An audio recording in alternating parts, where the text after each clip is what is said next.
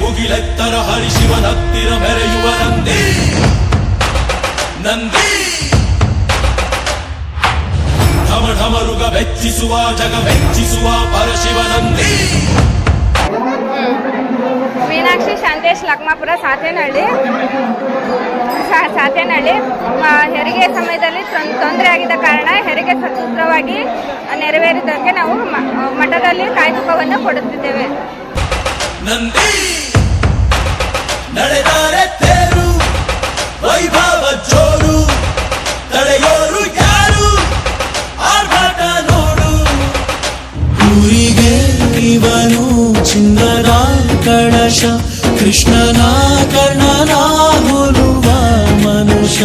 ಸೇನೆಯ ನಿಲ್ಲಿಸೋ ಧೈರ್ಯದ ರಭಸ ಗಾಲಿಗೆ ಸೋಲುವ ಮಗುವ ಮನಸ.